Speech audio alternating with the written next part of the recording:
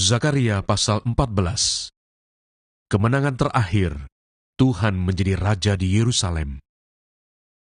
Sesungguhnya akan datang hari yang ditetapkan Tuhan, maka jarahan yang dirampas daripadamu akan dibagi-bagi di tengah-tengahmu.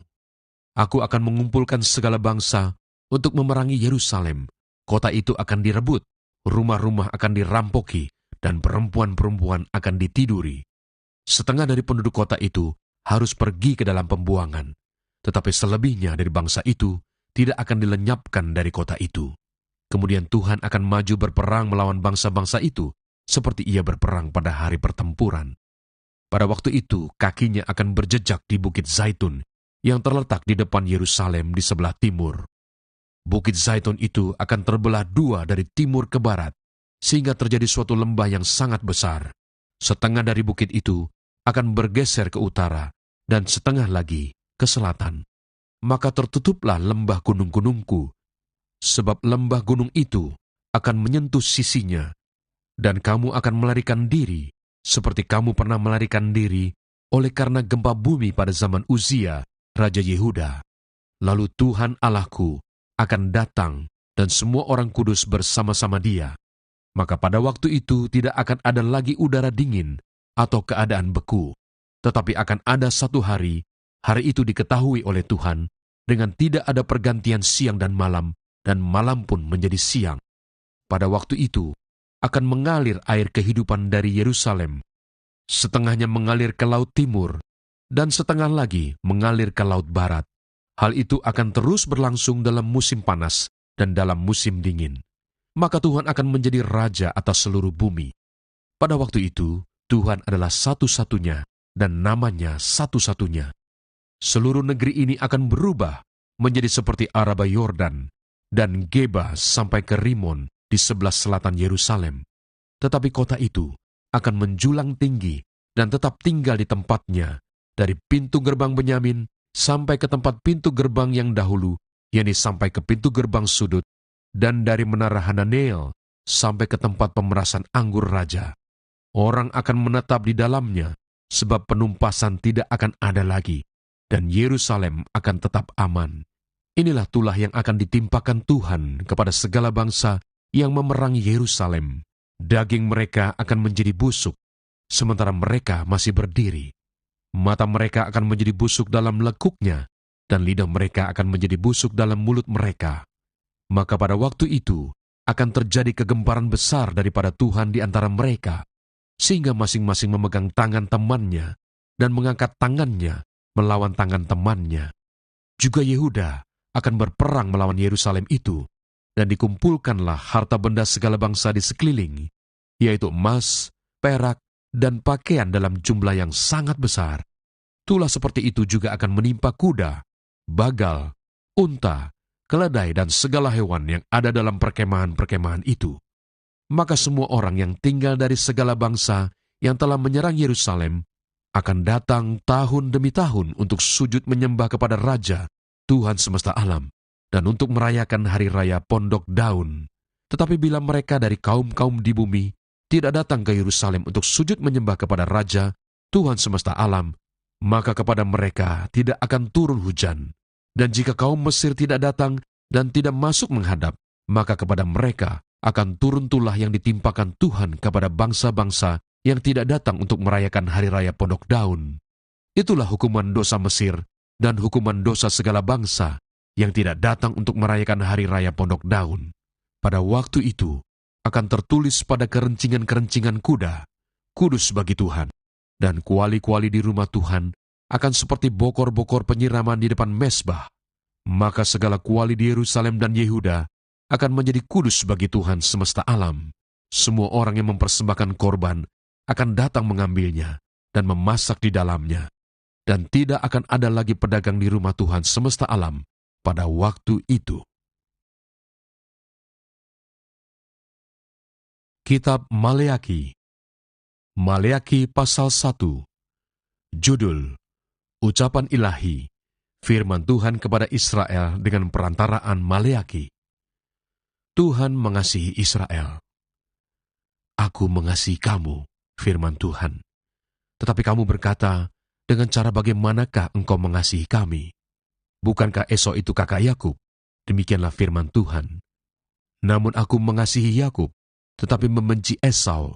Sebab itu aku membuat pegunungannya menjadi sunyi sepi, dan tanah pusakanya kujadikan padang gurun.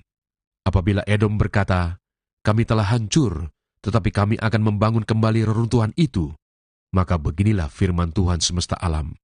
Mereka boleh membangun, tetapi aku akan merobohkannya, dan orang akan menyebutkannya daerah kefasikan, dan bangsa yang kepadanya Tuhan murka sampai selama-lamanya.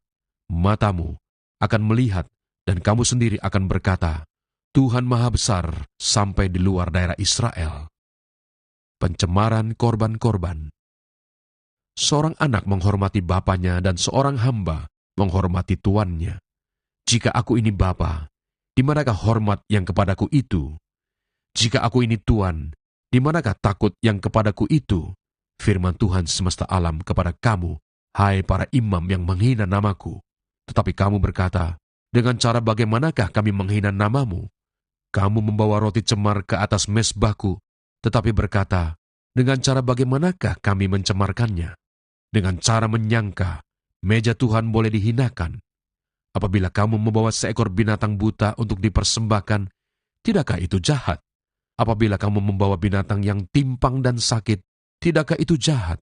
Cobalah menyampaikannya kepada bupatimu, apakah ia berkenan kepadamu, apalagi menyambut engkau dengan baik. Firman Tuhan semesta alam.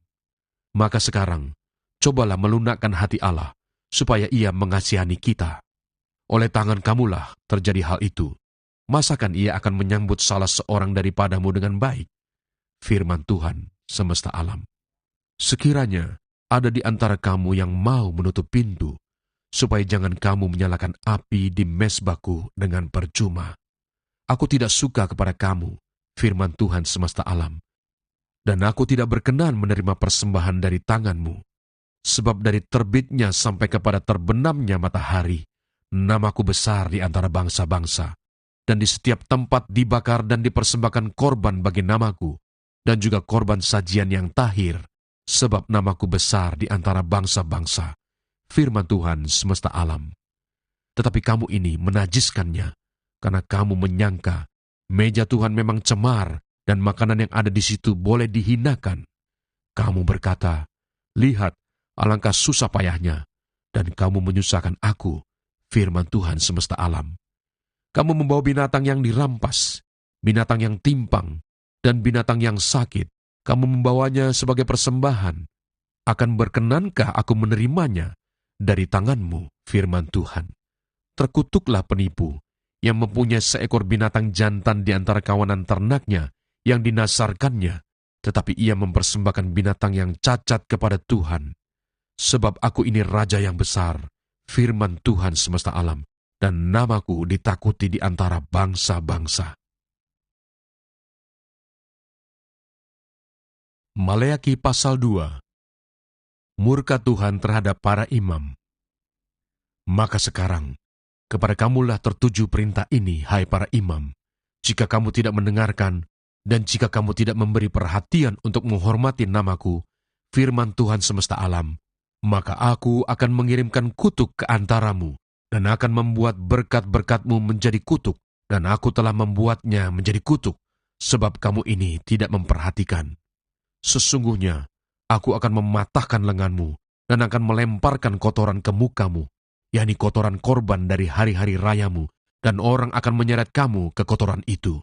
Maka kamu akan sadar bahwa kukirimkan perintah ini kepadamu, supaya perjanjianku dengan Lewi tetap dipegang, firman Tuhan semesta alam. Perjanjianku dengan dia pada satu pihak ialah kehidupan dan sejahtera, dan itu kuberikan kepadanya pada pihak lain ketakutan, dan ia takut kepadaku dan gentar terhadap namaku. Pengajaran yang benar ada dalam mulutnya, dan kecurangan tidak terdapat pada bibirnya. Dalam damai sejahtera dan kejujuran, ia mengikuti aku, dan banyak orang dibuatnya berbalik daripada kesalahan. Sebab bibir seorang imam memelihara pengetahuan, dan orang mencari pengajaran dari mulutnya, sebab dialah utusan Tuhan semesta alam. Tetapi kamu ini menyimpang dari jalan. Kamu membuat banyak orang tergelincir dengan pengajaranmu. Kamu merusakkan perjanjian dengan Lewi, firman Tuhan semesta alam. Maka aku pun akan membuat kamu hina dan rendah bagi seluruh umat ini, oleh karena kamu tidak mengikuti jalan yang kutunjukkan, tetapi memandang bulu dalam pengajaranmu. Tuhan memarahi Israel karena kawin campur dan perceraian.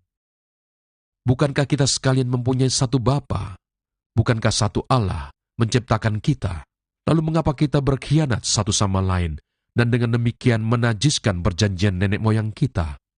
Yehuda berkhianat dan perbuatan keji dilakukan di Israel dan di Yerusalem, sebab Yehuda telah menajiskan tempat kudus yang dikasihi Tuhan dan telah menjadi suami anak perempuan Allah asing.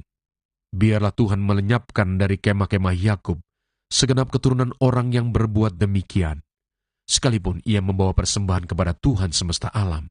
Dan inilah yang kedua yang kamu lakukan.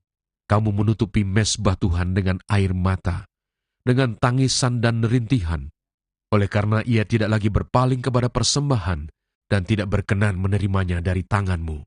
Dan kamu bertanya, oleh karena apa? Oleh sebab Tuhan telah menjadi saksi antara engkau dan istri masa mudamu, yang kepadanya engkau telah tidak setia, padahal dialah teman sekutumu dan istri seperjanjianmu. Bukankah Allah yang esa menjadikan mereka daging dan roh? Dan apakah yang dikehendaki kesatuan itu? Keturunan ilahi. Jadi jagalah dirimu, dan janganlah orang tidak setia terhadap istri dari masa mudanya. Sebab aku membenci perceraian, firman Tuhan Allah Israel, juga orang yang menutupi pakaiannya dengan kekerasan, firman Tuhan semesta alam.